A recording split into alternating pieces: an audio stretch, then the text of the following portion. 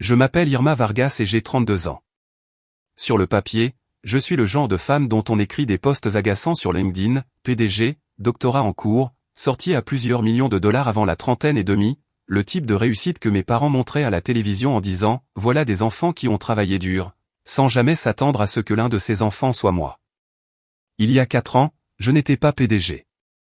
J'étais une femme dans un bureau de banque mal éclairé, essayant de ne pas transpirer à travers ma blouse pendant qu'une responsable au sourire trop serré faisait semblant de lire mon plan d'affaires.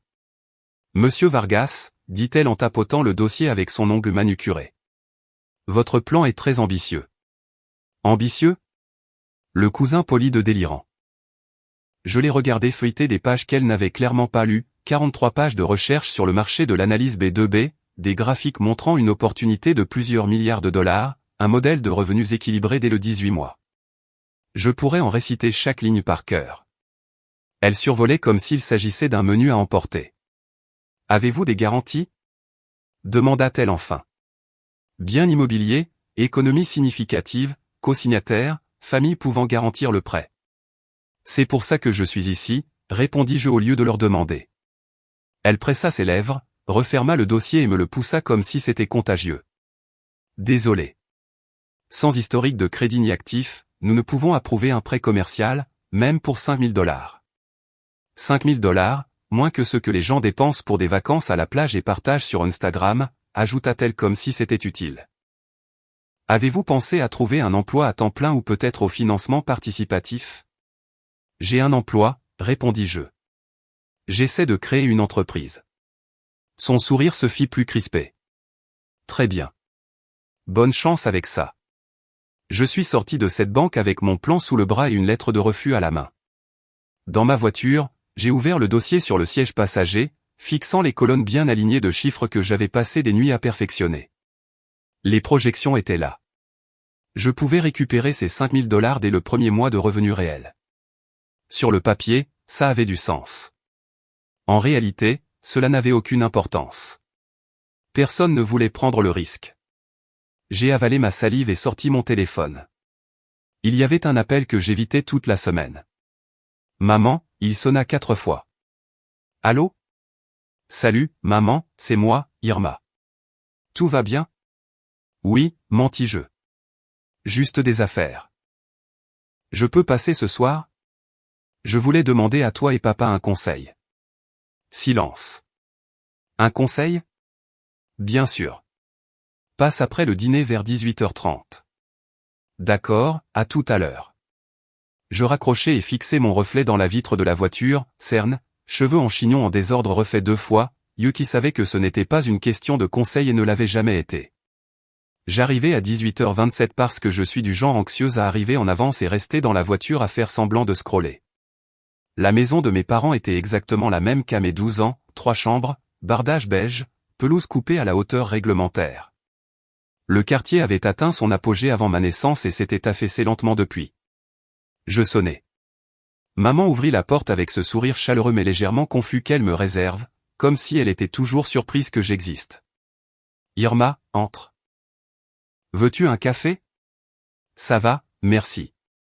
Papa était dans son fauteuil, à moitié absorbé par une émission policière. Il me fit un signe de tête. Salut, gamine. Je m'assis sur le canapé et posai le dossier sur la table basse comme une offrande. Maman s'installa sur le fauteuil opposé, mains jointes. Alors, dit-elle, de quoi s'agit-il? Je pris une respiration. Je veux créer une entreprise, dis-je. Logiciel d'analyse pour PME. J'ai un plan, des recherches de marché, même quelques clients potentiels intéressés. Il me faut juste un peu de capital pour couvrir le minimum, site web, frais juridiques, marketing initial. J'essayais de garder ma voix calme, professionnelle, PDG en formation, et non la fille aînée désespérée. Ça a l'air impressionnant, dit maman, avec le même ton qu'elle employait lorsque Claire essayait une robe trop petite. N'est-ce pas, Théo?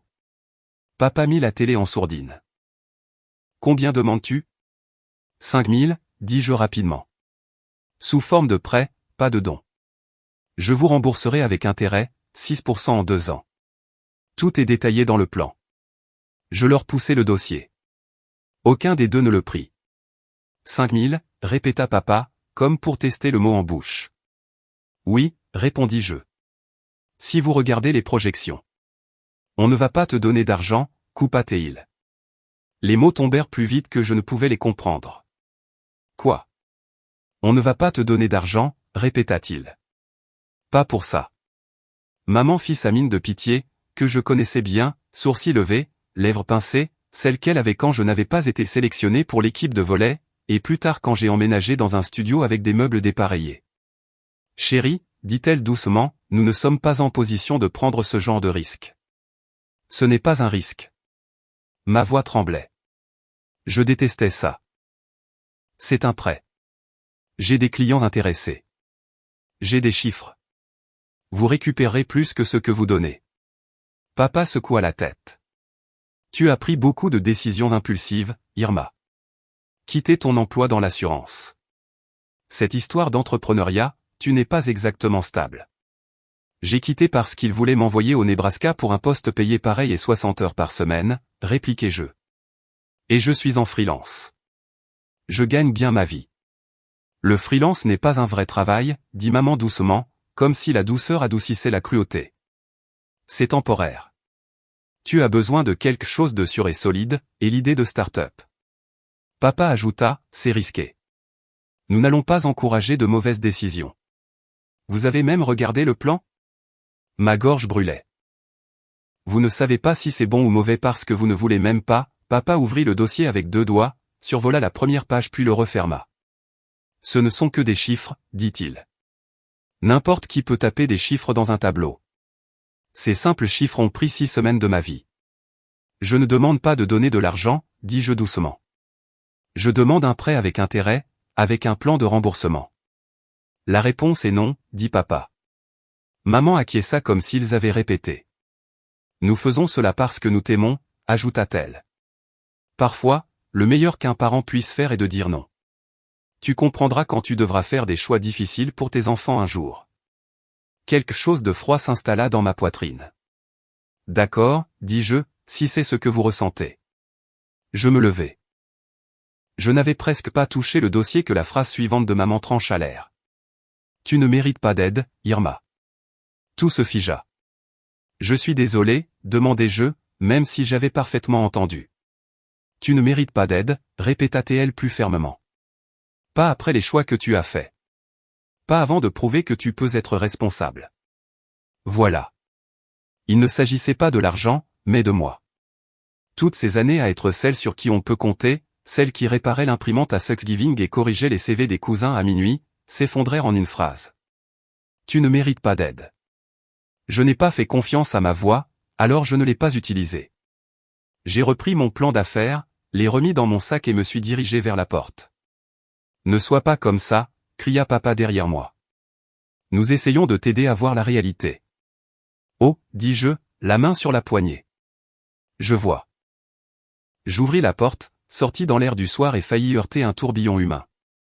Maman, papa, j'ai des nouvelles. Ma sœur cadette, Claire, fonça dans l'embrasure comme un golden retriever découvrant des frisbees, 23 ans, blonde, yeux écarquillés d'excitation permanente. Elle me prit dans ses bras. Irma, tu es là. Je lui tapotai l'épaule, engourdi. Oui, parfait timing, rayonna TL. Tu peux fêter avec nous. Fêter quoi, demandai-je, sachant déjà que je n'allais pas aimer la réponse. Elle bondit sur ses pointes. J'ai été accepté à l'Institut de la mode de Paris. Maman s'étrangla comme si Claire venait de guérir le cancer. Oh mon Dieu, Clara, c'est incroyable. Papa se leva même. Paris? Vraiment? Vraiment? Elle piailla. Programme de 2 ans, parcours management du design. Très prestigieux. Tout le monde en ligne dit que c'est impossible d'y entrer. Ils lancèrent Claire, la serrant dans leurs bras, riant et parlant en même temps. Je restai près de la porte, à moitié dedans, à moitié dehors. Combien coûte le programme, demanda papa. L'excitation de Claire faiblit une demi-seconde. C'est un peu élevé. 68 000 pour les 2 ans plus les frais de logement. Environ 90 000 $ au total. J'attendis le discours sur le fait qu'ils ne sont pas une banque, sur le risque, la responsabilité, le sacrifice. Au lieu de ça, il sourit. On fera en sorte que ça fonctionne, dit-il. J'ai dû émettre un petit son car Claire regarda. Ça va? Oui, dis-je. Juste que 90 000 $, c'est beaucoup. Nous avons économisé pour ces études, expliqua maman rapidement. C'est pour ça que cet argent est là. Papa sortit son téléphone, déjà en train de faire des calculs. Si nous faisons 45 maintenant, ça couvre la première année et son installation. On verra pour la deuxième année après. Tu es sûr? Demanda Claire en se mordant la lèvre. Absolument, dit-il. Tu l'as mérité. Les yeux de maman se remplirent de larmes. Tu as tellement travaillé, ma chérie. Je regardais mon père, l'homme qui venait de me dire que je ne méritais pas un prêt de 5 000 $ avec un plan écrit de remboursement, s'engager sans hésitation pour 90 000 $ pour le rêve de ma sœur. Je devrais y aller, dis-je. Personne ne m'entendit. Je suis sorti, j'ai fermé la porte derrière moi et j'ai marché jusqu'à ma voiture.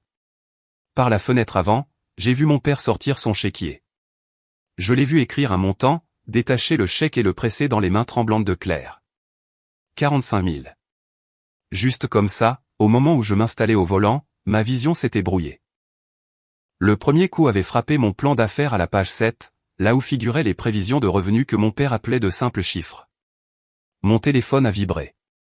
Un message de ma mère, désolé si ce soir a été gênant. La nouvelle de Claire a été une surprise. On pourra bientôt parler de ton projet. Mon projet? Leur enfant prodige avait décroché un rêve à Paris. Moi, j'étais relégué à « ton projet ». J'ai fixé l'écran jusqu'à ce que le texte devienne flou, puis j'ai verrouillé mon téléphone et tourné la clé dans le contact. J'en avais fini de leur demander quoi que ce soit. Si je voulais construire quelque chose, ce serait sans permission, sans approbation, sans leur argent. Même si cela signifiait commencer avec rien d'autre qu'une demande de prêt refusée, 43 pages que personne ne voulait lire, et la conviction obstinée que je valais la peine d'être soutenu, même si ma propre famille n'était pas d'accord. Le lendemain matin, je suis entré chez Rizez, un espace de coworking en centre-ville. Passe journalier à 12 $, café gratuit, Wi-Fi correct, et surtout, une pièce remplie d'inconnus qui croyaient encore qu'ils pouvaient construire quelque chose. J'ai pris une table bancale près de la fenêtre, ouvert mon ordinateur portable et fixé mon plan d'affaires à l'écran, le curseur clignotant accusateur en haut de la première page. Nuit difficile, demanda une voix. J'ai levé les yeux. Une femme de mon âge, cheveux noirs relevés en chignon désordonné et avant-bras tatoués, me regardait par-dessus son écran. Elle portait un sweat violet trop grand et cette fatigue que l'on ne connaît qu'en courant après des factures jamais payées. Ça se voit, ai-je demandé. Tu fixes ce document depuis 20 minutes sans défiler. C'est soit un blocage d'écrivain, soit une crise existentielle.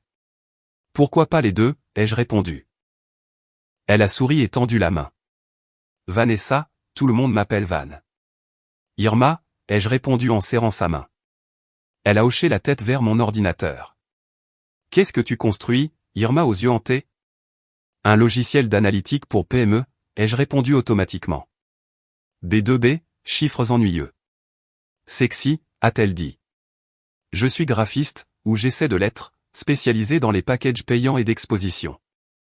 Son regard s'est posé sur le dossier usé à côté de mon café. Formulaire de prêt refusé, a-t-elle deviné. Mes parents ont dit non.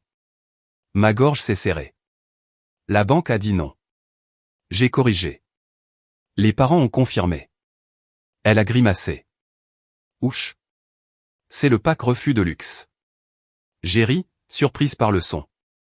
Avant que je puisse dire autre chose, un homme dans la quarantaine est passé, cardigan usé aux manches, café à la main. Il a hésité, puis est revenu. Désolé, dit-il. Je n'ai pas pu m'empêcher d'écouter. Financement start-up? J'essaie, ai-je dit prudemment. Il a posé sa tasse et tendu la main. Derek Chang, ancien banquier d'investissement. Insiste sur ancien. J'ai serré sa main. Arma Vargas, actuel inconnu. Montre-moi, dit-il en hochant la tête vers mon dossier. J'ai hésité. Je ne vais pas voler ton idée, dit-il. Ça me manque juste de lire des plans d'affaires qui n'ont pas été écrits par des gens en costume. J'ai glissé le dossier vers lui. Il a lu en silence, tournant réellement les pages, posant une question ici et là. Van le regardait comme si elle attendait un retournement de situation.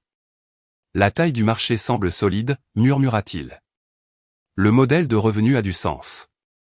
Cibler les clients moyens est intelligent. Combien veux-tu lever? 8, ai-je dit. J'en ai 3 économisés. La banque a refusé les 5 autres. Et ta famille, demanda-t-il. Je lui ai lancé un regard. D'accord, dit-il. Question posée, réponse donnée. Il referma le dossier. Je te donne 3, dit-il. J'ai cligné des yeux. 3 quoi? 3000, pas un prêt, un investissement, 2% départ. Je l'ai fixé. Tu ne me connais même pas, je connais le rejet, dit-il calmement. Et je reconnais le courage quand je le vois. Je ne suis pas riche, mais je préfère perdre 3000 sur quelqu'un qui pourrait réussir plutôt que de les laisser moisir sur un compte épargne. Van s'est penché en avant. Tu es sérieuse? Totalement, Derek dit. Van mordilla sa lèvre, puis me regarda. Tu vas avoir besoin de branding, logo, site web, graphisme, toute l'identité. Je ferai pour 2% supplémentaire du travail de design d'une valeur de $2500. Action, pas cash. Vous êtes fou, ai-je dit. Probablement, acquiesça Van. Mais je préfère miser sur toi que de créer un autre logo pour une arnaque crypto. Mon téléphone a sonné. Numéro inconnu. Bonjour, Irma. C'est Riley du collège. Je me suis redressé. Riley. Hey, comment vas-tu? J'ai entendu par Marcus. Oui, ce Marcus, que tu démarres une sorte d'entreprise d'analytique. Ta sœur a posté sur Paris et ta mère a commenté. Bref, je suis avocate maintenant. Droit des affaires et immobilier. Je me souviens que tu es venu à ma remise de diplôme alors que personne d'autre n'est venu. Donc voilà mon offre, $2500 de travail juridique sur 2 ans. Contrat, incorporation, tout. 2% départ. J'ai regardé du téléphone à Derek, puis à Van. 24 heures plus tôt, mes propres parents n'avaient pas daigné lire mon plan avant de me dire que je ne méritais pas d'aide. Maintenant, 3 étrangers me proposaient exactement ce que j'avais demandé à ma famille, et plus encore. Marché conclu? Demanda Riley dans mon oreille. J'ai respiré. Marché conclu? Dis-je. Van leva sa tasse à mauvais investissement et bonne personne. Derek tint la sienne contre la sienne pour les secondes chances. Envoyez-moi les papiers, dit Riley. Officialisons ça. J'ai raccroché, étourdi. Plus tard, je réaliserai que ce matin précis était le moment exact où ma vie s'était divisée en avant et après. Avant, la fille qui ne méritait pas d'aide, après, la femme sur laquelle des inconnus étaient prêts à parier. Je n'avais pas encore idée que l'entreprise que je construisais posséderait un jour l'hypothèque de la maison de mes parents. Je savais juste une chose, si je devais réussir, ce ne serait pas parce que ma famille croyait en moi, mais malgré leur absence de soutien. 4 ans passèrent dans un tourbillon de longues nuits, café bon marché et choix qui semblaient des paris avec des jetons imaginaires. Mais les paris continuaient de rapporter. Je voudrais pouvoir dire qu'il y eut un moment unique où tout a changé, un grand coup de chance, une rencontre fortuite, un signe cosmique que ma vie allait basculer. Mais le succès n'est pas cinématographique. Il est lent, silencieux, construit à partir de centaines de petits choix invisibles. Et la vérité, c'est que la plupart de ces choix ont eu lieu dans des pièces éclairées par des néons vacillants, alimentés par le terrible cold brew maison de Van. Mais nous avons construit quelque chose quand même. La première année, notre premier client nous a payé $12 000 pour des analyses de campagne. Pas glamour, mais suffisant pour survivre. Nous n'avons pas fait de profit cette première année, mais nous ne nous sommes pas noyés non plus, ce qui, pour une start-up, comptait comme un élan. La deuxième année, le bouche à oreille a fonctionné. Nous avons atteint $250 000 de revenus. J'ai embauché notre premier employé, un analyste de données avec des casques énormes semblables à de l'équipement aéronautique. Van est devenue directrice de marque à plein temps. Derek est devenu notre représentant officieux. Riley s'occupait de tous les contrats, de la conformité, et de chaque crise déguisée en email. Troisième année, série A, 3 millions pour 18% départ. Valorisation 12 millions. Je me souviens avoir fixé ce terme en pensant, mes parents disaient que je n'étais pas assez stable pour un prêt de $5000. Maintenant, des inconnus me faisaient confiance avec des millions. 4e année, offre d'acquisition partielle. Nous avons vendu 32% pour 15 millions. Valorisation de l'entreprise 47 millions. Ma part personnelle de 66% valait soudain plus de 30 millions. Les 2% de Van sont devenus 940 000 $, ceux de Derek 940 000 $, ceux de Riley 940 000 $. 3 personnes qui m'avaient offert 8 000 $ d'aide quand mes parents refusaient étaient maintenant presque millionnaires grâce à cela. J'ai pleuré cette nuit-là, non par fierté, mais par soulagement, par revanche, par gratitude pure que des gens, de vrais gens, croyaient en moi quand ma propre famille s'en fichait. Et dans cette folie, j'ai rencontré Daniel Reyes. Daniel n'était pas flamboyant. Il n'était pas dramatique. Il n'était pas de ceux qui ont besoin des projecteurs pour se sentir entier. Il était calme, constant, réfléchi de façon qui m'ont d'abord mise mal à l'aise. Notre premier rendez-vous, café, puis dîner, puis un week-end sur la côte, où il a suggéré très doucement que je ne devrais peut-être pas vivre à base de barres protéinées et de caféine. Il n'a jamais remis en question mes horaires tardifs, jamais dit que j'étais trop ambitieuse ou intense. Et le jour où je lui ai dit la vérité, que ma famille ne me soutenait pas et pensait que je ne méritais pas d'aide, il n'a pas essayé de réparer ou d'expliquer. Il a juste dit, je suis fier de toi. Pas parce que tu réussis, mais parce que tu as refusé de disparaître. Je ne savais pas à quel point j'avais besoin d'entendre ça. Alors, quand l'entreprise a enfin eu de l'argent, j'ai acheté une maison. Pas pour moi, pour nous, pour Van, Derek, Riley, pour l'équipe que nous faisions grandir chaque mois. L'agent immobilier répétait que cette maison moderne de 6 chambres avec piscine et maison d'amis était un excellent investissement. J'ai hoché la tête poliment. Ce que je ne lui ai pas dit, c'est que je n'avais aucune intention de vivre dans la maison principale. Dès que les papiers ont été signés, j'ai attribué à Van le bureau d'angle avec vue sur le jardin, donné la bibliothèque à Derek et transformé la suite parentale en notre salle de conférence.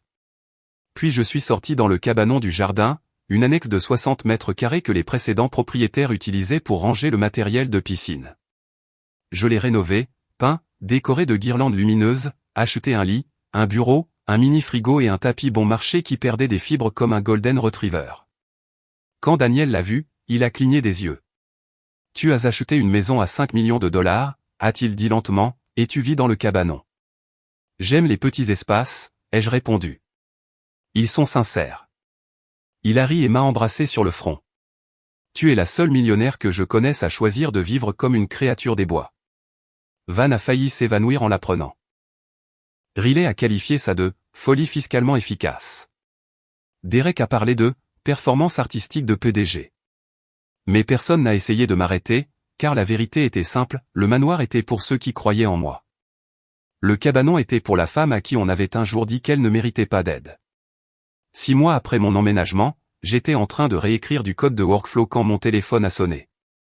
Numéro inconnu. Allô? Bonjour, ici Jessica de Premier Landin Service. Je vous appelle au sujet du compte hypothécaire numéro 847 392. Vous êtes listé comme contact d'urgence. J'ai entré le numéro dans notre portail interne, car 6 mois plus tôt, ma société avait acquis Premier Landin. J'ai ouvert le dossier et le monde a basculé. Emprunteur Théodore et Margaret Vargas, mes parents. 90 jours de retard. Saisie dans 30 jours. Résultat imminent. Solde restant, 67 400 $. Montant du prêt, 180 000 $. Objet du prêt, dépenses médicales d'urgence. J'ai failli rire. Non pas parce que c'était drôle, évidemment ce n'était pas des dépenses médicales. Non, c'était vieux de 3 ans, exactement au moment où Claire est partie à Paris, exactement quand ils ont écrit ce chèque de 45 000 $ devant moi, exactement quand ils m'ont dit que je ne méritais pas d'aide. Ils avaient hypothéqué leur maison pour l'envoyer à l'école. Hypothéqué leur maison tout en me refusant 5 000 $. Et maintenant, je possède le prêt. Pas émotionnellement, pas métaphoriquement, légalement. Avez-vous des coordonnées à jour pour les emprunteurs? Demanda la voix douce. Oui, répondis-je, ma voix ne me ressemblant pas, je vais m'en occuper personnellement. Je raccrochai, fixai l'écran. Mes parents étaient à 90 jours de perdre leur maison, un foyer qu'ils avaient mis en danger pour offrir à ma sœur un monde qu'elle n'a jamais apprécié. Je me suis appuyé, la poitrine serrée, quand le téléphone du bureau a vibré. C'était les RH. Irma, nous avons une candidate spontanée pour le poste de responsable marketing. Son nom de famille est Vargas, comme le vôtre. Je me figeai. Faites-la entrer. Elle attend déjà dans la salle de conférence. Je me levai, lissai mon blazer, ajustai mes cheveux dans le reflet de l'écran, et me dirigeai vers la salle de conférence de mon manoir devenu siège social, où ma sœur attendait pour être interviewée par la femme que nos parents avaient dit ne pas mériter d'aide. Claire ne me remarqua pas tout de suite. Elle était assise à la table de conférence, ma table, faisant défiler son téléphone avec la sérénité de quelqu'un à qui on n'a jamais dit non. Puis elle leva les yeux. Son expression passa par 3 étapes distinctes, confusion, reconnaissance, horreur. « Irma » murmura-t-elle. « Quoi ? Que fais-tu ici ?» Entrant, je fermai la porte vitrée derrière moi et désignai le logo en relief sur le mur. Siège de Meridian Analytics. Je possède cette entreprise, dis-je calmement. Prenez place. Elle s'assit si lentement qu'on aurait dit qu'elle s'attendait à ce que la chaise s'effondre. Je ne savais pas que c'était à toi, bafouilla-t-elle. C'est évident. Je pris place en face d'elle. Mon ordinateur émit un son en synchronisant automatiquement sa candidature sur mon écran. Claire Vargas, candidate au poste de responsable marketing. J'ouvris le dossier. Parlons de ton CV. Elle avala. D'accord. Institut de mode de Paris, promotion 2023, diplômée en gestion du design. Claire s'anima. Oui, c'était un programme incroyable. Je levai la main. Claire, j'ai déjà appelé l'institut. Sa bouche se referma net. Il confirme que tu t'es retiré après la première année, dis-je d'une voix neutre. 6 cours échoués, probation académique, dernière présence en décembre 2021. Son visage devint livide. Dis-moi, comment comptes-tu gérer cette contradiction ? Interprétation créative, mémoire sélective. Les larmes montèrent instantanément. Irma, s'il te plaît. Je comptais leur dire un jour. Maman et papa ne savent pas, bien sûr qu'ils ne savent pas, elle s'effondra. Ils étaient si enthousiastes. Je ne voulais pas les décevoir. Je pensais pouvoir réparer. Je pensais pouvoir revenir. Au lieu de ça, dis-je, tu as passé la 2e année à voyager en Europe, postant de fausses photos de cours. Claire ne nia même pas. Je défilai.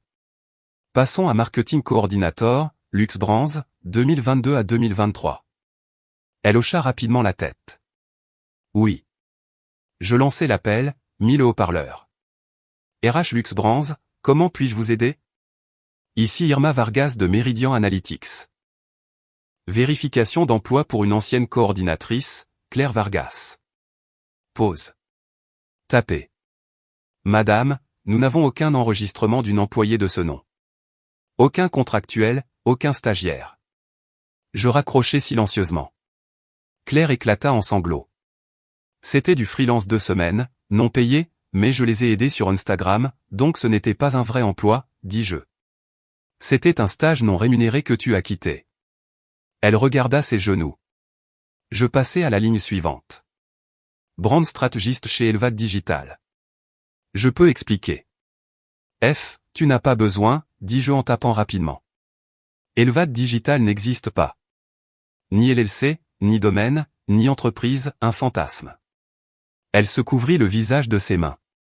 Claire, dis-je doucement, ce n'est pas un CV, c'est de la fiction. Je me penchai en arrière, la regardai pleurer, et pour la première fois depuis des années, je ne me sentis pas éclipsé. Je ne me sentis pas petite. Je ne me sentis pas comme un personnage secondaire dans ma propre famille. Je me sentis simplement déçu. Pas triomphante, pas justifiée, juste profondément fatiguée. Mon téléphone vibra. Papa. Les yeux de Claire s'écarquillèrent. Ne. Je répondis et mis l'appel en haut-parleur. Allô ? Papa ne fit pas de salutation. Que as-tu dit à ta sœur, aboya-t-il. Elle pleure. Elle nous a dit que tu prétendais posséder une entreprise, un manoir. Que se passe-t-il ? Tu veux dire qu'elle ne vous a pas dit qu'elle a postulé ici, demandai-je. Un emploi ? Ici ? Il semblait offensé, comme si l'idée même était une insulte. Oui, mais son CV est presque entièrement fabriqué. Ce n'est pas vrai, s'exclama maman en arrière-plan. Elle a été recalée à Paris après 1 an, dis-je. J'ai vérifié. J'ai aussi vérifié ses expériences inexistantes. Silence. Puis la voix confuse et cassante de papa. Elle a échoué. Elle doit 68 000 $ à l'Institut de mode de Paris pour la 2e année qu'elle n'a jamais suivie. Vous saviez ça? Ils ne savaient pas. Je pouvais le deviner à leur silence stupéfait. Claire éclata en sanglots encore plus forts. Pourquoi devrions-nous te croire? Cria maman. Je pouvais presque sentir le doigt pointé. Cette brûlure familière, mes parents croiraient plus volontiers un joli mensonge de Claire qu'une vérité gênante venant de moi. J'ouvris alors le dossier sur mon écran, car je possède la division de prêt qui vous a accordé votre hypothèque. Papa inspira fortement. De quoi parles-tu? Vous avez hypothéqué la maison il y a 3 ans. Juste après que Claire soit partie à Paris. Premier Landin fait maintenant partie de Meridian Analytics. Ma société. Je possède votre prêt. Claire se figea. La couleur disparut des voix de ses parents. Nous ne savions pas. Vous avez 90 jours de retard, continuai-je. La saisie commence dans 30 jours à moins que quelqu'un n'intervienne. Maman haleta. Tu ne ferais pas quoi? Saisir, comme vous ne m'auriez pas aidé. Silence. Silence lourd, étouffant. Papa finit par parler. Tu ne peux pas faire ça, Irma. Nous sommes tes parents. Et Claire est ma sœur, dis-je. Mais je ne l'embauche pas. Pas avec ça. Claire sanglotait. Irma, s'il te plaît. Non, dis-je doucement mais fermement. Toutes les erreurs ne sont pas réparées. Parfois, il faut en assumer les conséquences. Je raccrochai. La salle de conférence était d'un silence insupportable. Claire essuya son visage, tremblante. Tu n'as pas de cœur, murmura-t-elle.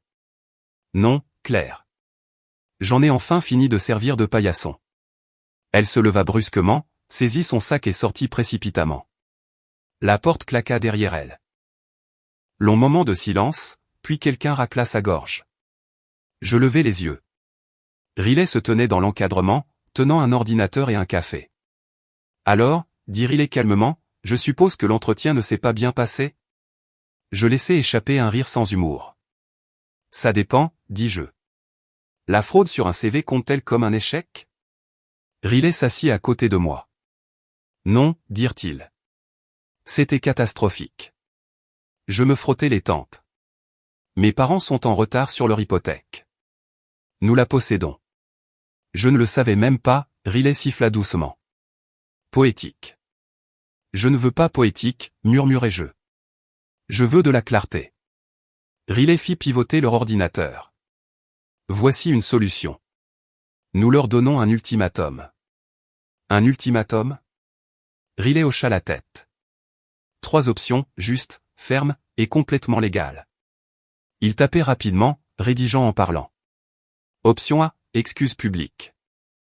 Claire reconnaît publiquement ses mensonges. Les parents admettent leur favoritisme. Le prêt de Loan a été restructuré avec des paiements gérables. Option B, toutes les conséquences légales. La saisie se poursuit. Paris a été informé de la fraude. Pas d'intervention, pas de pitié. Option C, exposition publique. Business Insider obtient toute l'histoire. Tout devient public. Choisis en une, a dit Riley. Délai de 48 heures. Je suis resté figé devant l'écran. Est-ce qu'il choisirait un jour l'option A? Ai-je demandé doucement. Riley haussa les épaules. S'ils veulent garder leur maison. J'ai fermé les yeux. Envoie l'ultimatum. Le lendemain matin, le courrier a livré le document chez mes parents. Riley a envoyé un texto instantanément, signé, le compte à rebours commence maintenant. Cette nuit-là, je fixais le mur de mon abri, incapable de dormir. Il y a 4 ans, il m'avait dit que je ne méritais pas d'aide. Maintenant, j'étais la seule à pouvoir les aider. Et je ne savais pas quel genre de personne cela faisait de moi. L'ultimatum avait été livré depuis exactement 19h12 quand Van a fait irruption dans mon abri sans frapper. Elle ne frappait jamais. Urgence, a-t-elle annoncé. Je n'ai même pas levé les yeux de mon ordinateur. Quel genre? Le genre où ta sœur a fait exploser sa carrière sur Internet. Ça a attiré mon attention. Van a retourné son ordinateur, les yeux flamboyants d'un mélange de rage et de revanche. À l'écran, le portfolio de Claire, le même qu'elle avait soumis pour postuler au poste de responsable marketing dans ma société, mais cette fois comparé aux œuvres originales de vrais designers. Comparaison côte à côte, correspondance pixel parfait, mise en page identique, éléments identiques, mêmes ombres, même coup de pinceau, même code couleur. Claire n'avait pas seulement fabriqué un CV, elle avait volé de l'art. 5 pièces, dit Van, la voix coupante. Toutes volées à des étudiants en design de la Paris Fashion Institute et une sur Behance, une d'un showcase que j'avais jugé l'an dernier. Irma. Elle n'a pas seulement menti. Elle a plagié. Mon estomac se tordit. Peux-tu tout prouver, ai-je demandé. Van rit avec mépris. Je l'ai déjà fait. Elle cliqua sur un dossier nommé « Preuve claire », à l'intérieur capture d'écran, horodatage, lien source, pages archivées, enregistrement vidéo des créateurs originaux. C'était si solide qu'un avocat pourrait s'en servir comme oreiller. Je fais une vidéo, dit Van. Pas mesquine, pas dramatique, juste les faits. Van, non. Elle inspira.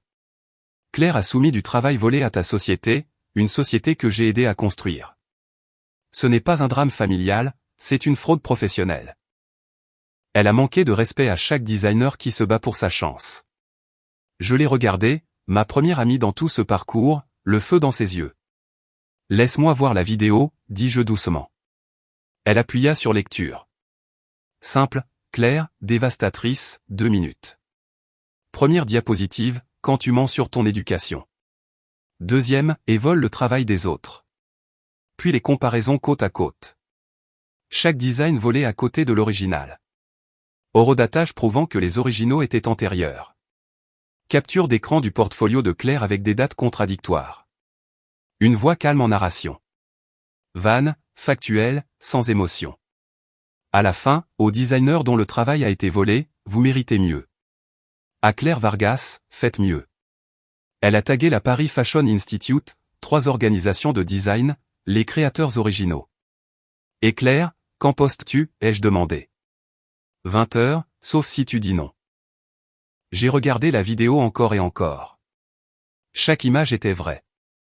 Chaque image méritait. Poste-la, dis-je. Van hocha la tête et à exactement 20 heures, elle appuya sur Upload. Internet réagit comme de l'essence sur une flamme. En 30 minutes, 3000 vues, 1 heure, 12 000 vues, 2 heures, 87 000 vues. Les commentaires étaient brutaux, voilà pourquoi les designers ne trouvent pas de travail. Imaginez voler 5 portfolios et quand même échouer. Qui est cette fille? Et pourquoi se croit-elle tout permis? Justice pour les vrais créateurs. Quelqu'un a publié un duo montrant le visage de Claire sur Instagram à côté des designs volés. Un autre a monté la vidéo avec le commentaire, la façon dont les enfants de la népotisme se ridiculisent.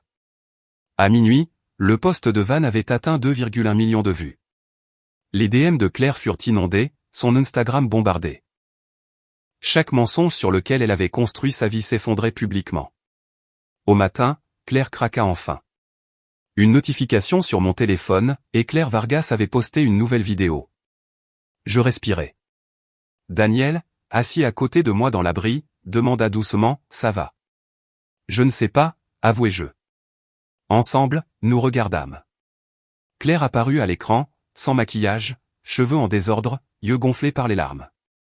Bonjour, dit-elle, la voix tremblante, je suis Claire Vargas et je dois dire la vérité. Elle inspira. Il y a 4 ans, mes parents m'ont donné 90 000 $ pour aller à la Paris Fashion Institute. J'ai dit à tout le monde que j'avais obtenu mon diplôme. Ce n'était pas vrai. Elle avala sa salive. J'ai échoué après 1 an. Trop peur de leur dire, alors j'ai menti. J'ai dépensé l'argent de la 2e année pour voyager en Europe. J'ai posté de fausses photos scolaires. J'ai construit un faux CV. Et j'ai volé des designs à de vrais artistes. Sa voix se brisa. Ma sœur a demandé 5 000 $. Ils lui ont dit qu'elle ne méritait pas d'aide, mais ils m'ont donné 90 000 $. Et je les ai gaspillés. J'ai menti. J'ai triché. Et elle a construit une entreprise de plusieurs millions pendant que je faisais semblant. Une larme coula sur sa joue. Au designer dont j'ai volé le travail, je suis désolé. À mes parents, je suis désolé. À ma sœur, je suis désolé. Je supprime mes comptes. Je recommence. La vidéo s'est estompée. Postée à 8h52, vue dans la première heure, 2,8 millions à midi, 4,1 millions. Claire était désormais un sujet tendance, mais la tempête n'était pas terminée pour la famille Vargas. À 14h37, autre notification, @Théodore et Margaret Vargas ont posté une nouvelle vidéo. Je clignais des yeux. Mes parents ont TikTok, murmurai-je. Daniel renifla doucement. Apparemment, la vidéo les montrait assis raides sur leur canapé. Papa parla en premier, voix grave, nous devons présenter nos excuses à notre fille, Irma. Maman inspira difficilement. Il y a 4 ans, elle est venue avec un business plan. Elle a demandé 5 000 $. Nous lui avons dit qu'elle ne méritait pas d'aide. Papa baissa les yeux. La même semaine, nous avons donné 90 000 $ à Claire sans hésiter, sans équité. Maman s'essuya les yeux. Nous avions tort. Nous avons été injustes. Et quand Irma a réussi malgré tout, nous ne l'avons pas reconnue. La voix de papa s'émoussa. Notre fille a construit une entreprise de 47 millions sans nous. Peut-être à cause de nous. Maman murmura, nous sommes désolés publiquement et espérons qu'elle nous laissera être de meilleurs parents désormais. La vidéo se termina. Vue plus lente que celle de Claire, mais stable. Commentaire mitigé, trop peu, trop tard, ça semble forcé, au moins ils essaient. Admettre le favoritisme est rare. Respect. Je ne me suis pas sentie justifiée. Je ne me suis pas sentie puissante. Je me sentais engourdie. Riley est entré dans l'abri 1 heure plus tard. Ça va, demandèrent-ils doucement. J'ai fait présenter mes excuses à des millions d'inconnus par ma famille, murmurai-je. Qu'est-ce que ça fait de moi? Riley s'assit à côté de moi. Ça fait de toi quelqu'un qui a enfin eu le pouvoir, dirent-ils, et ne savait pas quoi en faire. Je me frottai le front. Ça semble mal. Non, dit Riley fermement. Ce qu'ils t'ont fait était mal. Ce que tu as fait, c'est de la responsabilité. Vraiment? Oui. Riley pointa l'ordinateur où le compte à rebours de l'ultimatum tournait, 5h13 restantes. Ils ont jusqu'à 21h pour choisir l'option A, dit Riley. Et honnêtement, je pense qu'ils le feront. Ils avaient raison. À 20h47, 13 minutes avant la deadline, maman appela, la voix tremblante, nous choisissons l'option A. Faites juste que ça s'arrête. Je ne peux pas arrêter Internet, répondis-je, mais vous pouvez honorer l'accord, il vous reste 12 minutes. Nous comprenons, murmura-t-elle. J'ai raccroché. L'option a été complète. Mais un dernier rebondissement arrivait, et il ne venait pas de mes parents. C'était Daniel, qui cette nuit-là allait me poser une question qui allait tout changer. La nuit où l'option a été finalisée, Internet continuait de brûler. Claire a disparu complètement des réseaux. Mes parents se sont tus après leurs excuses publiques. La vidéo de Van a atteint 5 millions de vues. Les communautés de design dans le monde entier la partageaient comme exemple. Mais rien de cela ne m'empêchait de dormir. C'était Daniel. Il est entré dans mon abri vers minuit, frappa doucement, épaules tendues. Irma, dit-il doucement, pouvons-nous parler? Je ramenai mes genoux contre ma poitrine sur le lit. Oui, bien sûr. Il s'assit à côté de moi, mains jointes. Qu'est-ce qui s'est passé avec ta famille? Tout. C'est lourd. Et j'essaie de trouver comment être présente sans dépasser les limites. Je sais, murmurai-je. Il expira. Je t'aime, dit-il simplement. Mais je dois te poser quelque chose de réel. Mon cœur s'arrêta. Fais-tu tout ça parce que tu avais besoin de responsabilité? Hésitation. Parce que tu voulais te venger? L'abri devint terriblement silencieux. Je n'ai pas répondu tout de suite. Je ne pouvais pas, car la vérité était compliquée. Daniel prit ma main, chaude, ferme. Je suis avec toi, dit-il. Mais tu dois savoir pourquoi tu fais ce que tu fais. Pas pour eux, pour toi. Enfin, je trouvai ma voix. Je ne veux pas de vengeance, ai-je dit. Je veux des réponses. Je veux de la justice. Je veux qu'ils comprennent ce qu'ils ont fait. Et penses-tu qu'ils comprennent maintenant? Demanda-t-il doucement. J'ai pensé aux excuses publiques, aux millions de vues, à l'humiliation qu'ils avaient ressentie, à la honte dans laquelle ils se noyaient. Oui, ai-je répondu. Je pense qu'ils comprennent. Daniel hocha la tête, m'embrassa sur le front et murmura, alors avance, ne recule pas. 3 mois passèrent. La vie s'installa dans une étrange nouvelle normalité. Claire s'inscrivit à un programme de commerce dans un collège communautaire. Elle travailla comme barista. Elle ne publia rien en ligne et resta hors radar.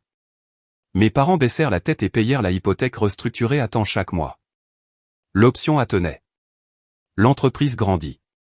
Financement de série B, une nouvelle équipe d'ingénieurs, un remodelage des bureaux.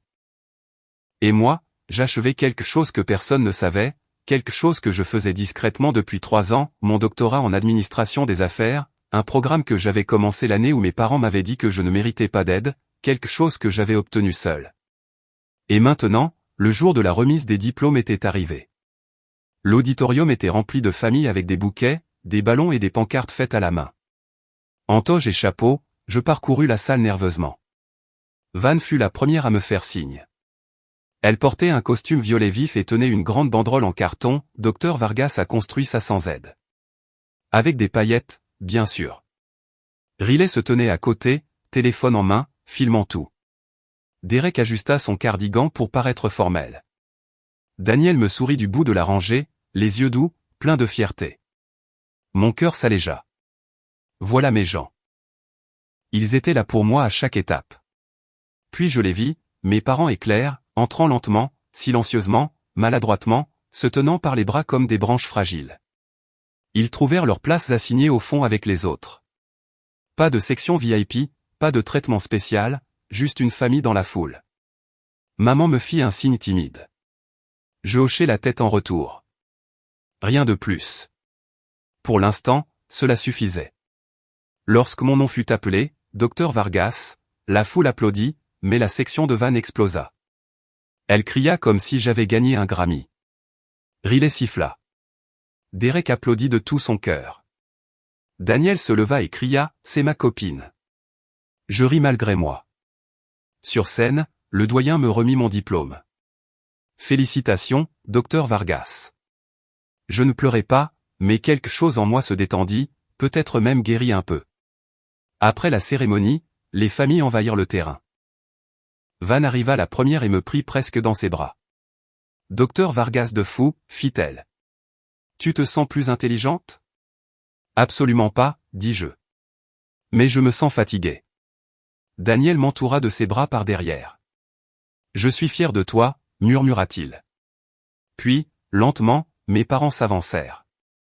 Ils étaient hésitants, prudents, comme marchant sur de la glace fragile. Maman parla la première. Félicitations, dit-elle doucement. Nous sommes fiers de toi. C'était la première fois de ma vie que j'entendais ces mots de sa bouche.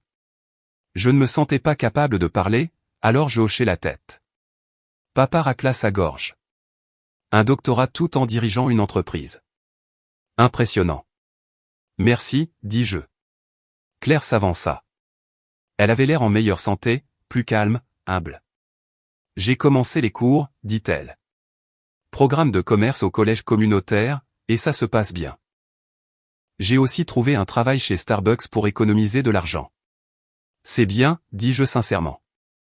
Un travail honnête. Elle hésita, puis lança, j'ai économisé $8000.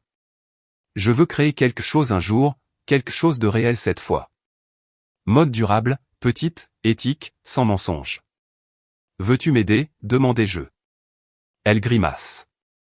Non, pas d'aide, juste des conseils. Peut-être de la responsabilité, quelqu'un pour vérifier que je ne me mens pas à moi-même encore une fois. Cela me surprit. Je la regardais. Aucun sentiment de droit acquis, aucune théâtralité. Juste de l'honnêteté. D'accord, dis-je lentement. Je mets autant que ce que tu as économisé. Ses yeux s'écarquillèrent. Quoi? $8000, dis-je, mais pas comme un cadeau. Elle avala. Et ensuite? Pour 10% des parts de ce que tu construiras. Tu mens, je pars. Pas de seconde chance. Sa voix se brisa. Marché conclu. Nous nous serrâmes la main. Maman sembla stupéfaite. Tu investirais en elle après tout ça? Je ne l'aide pas, dis-je fermement. Je la soutiens si elle le mérite. Papa hocha la tête lentement. C'est juste. C'était la chose la plus neutre qu'il ait jamais dite. Nous marchâmes ensemble vers le parking. Papa racla la gorge maladroitement. Irma, pourrions-nous voir la maison, celle que Claire a mentionnée? Je regardai Daniel. Il haussa les épaules. Van renifla. À toi de décider, patron. Bien, dis-je. Suivez-moi. Nous avons traversé la ville en caravane jusqu'à Maple Street. Leur voiture se gara derrière la mienne. Ils sortirent lentement, regardant le manoir blanc moderne aux finitions noires, 6 chambres, fenêtres du sol au plafond. La maison que Claire avait photographiée depuis un Uber, la maison que j'avais achetée pour mon équipe. Ils me suivirent à l'intérieur. Van passa immédiatement en mode guide de visite. Bienvenue au siège de Meridian Analytics, déclara-t-elle. Veuillez ne rien toucher de cher. Je les guidai à travers le hall, la salle de conférence, anciennement suite parentale, le bureau de Derek, la bibliothèque, l'espace de travail de Riley, l'ancienne salle à manger, le bureau en verre de Van, les salles de l'équipe, la salle des serveurs, l'espace de méditation, l'aire de réunion au bord de la piscine. Mes parents semblaient dépassés, un peu bizarres, un peu brisés. Enfin, papa demanda doucement, où habites-tu?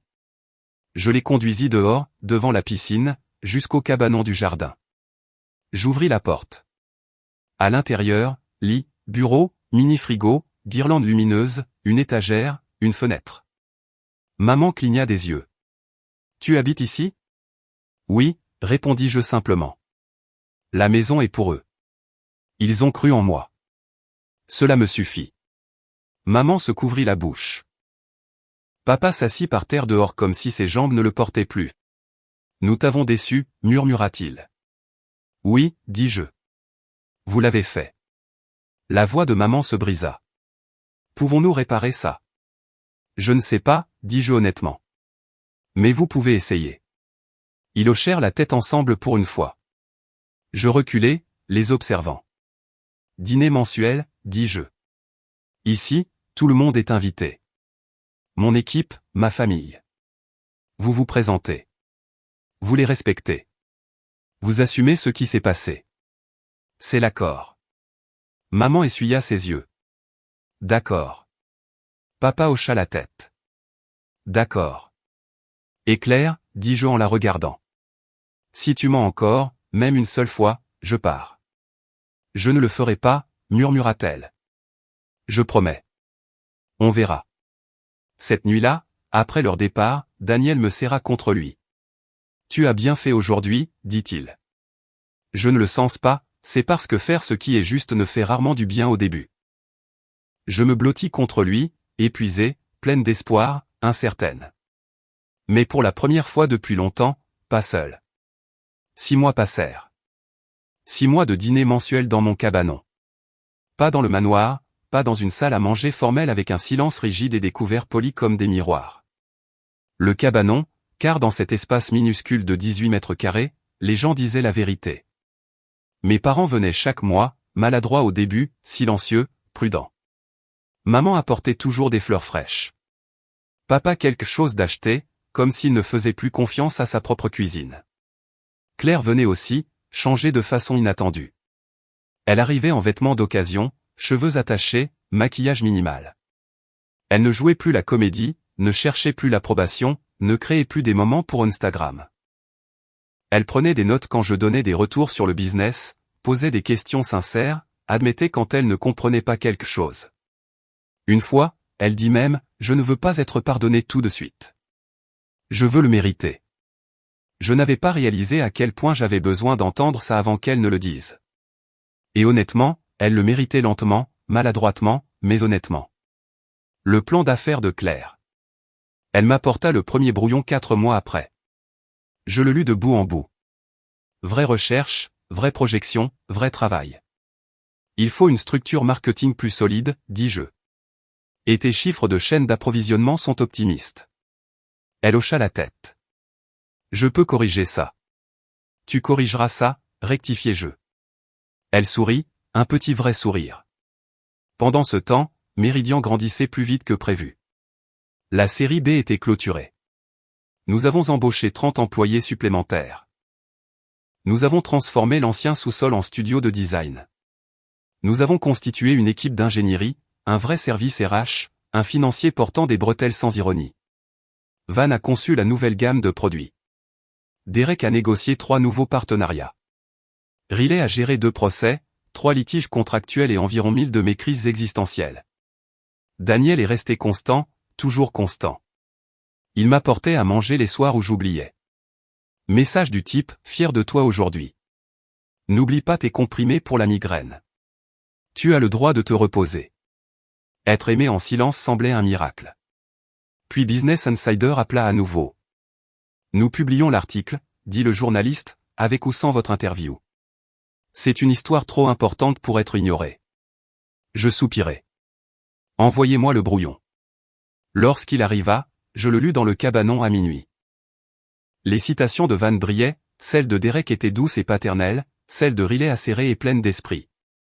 Mes parents refusèrent de faire une déclaration. Claire aussi déclina. Ainsi, l'article s'appuya sur les documents publics, les prêts et les vidéos déjà en ligne. Le titre frappait, de « Vous ne méritez pas d'aide à 80 millions de dollars.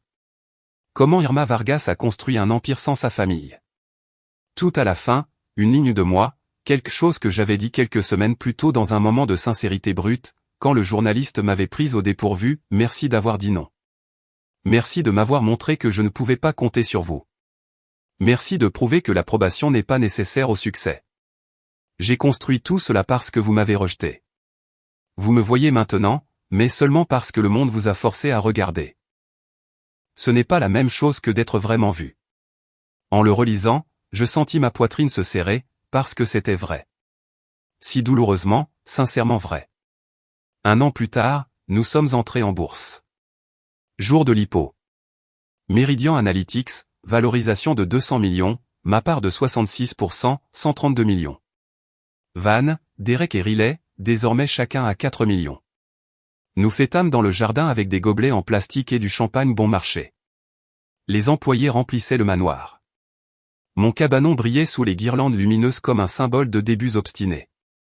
Maman, papa et Claire assistèrent à la cérémonie silencieusement, assis au fond comme des invités au mariage de quelqu'un d'autre. La ligne de mode durable de Claire avait été lancée 3 mois plus tôt. Petite, éthique, authentique.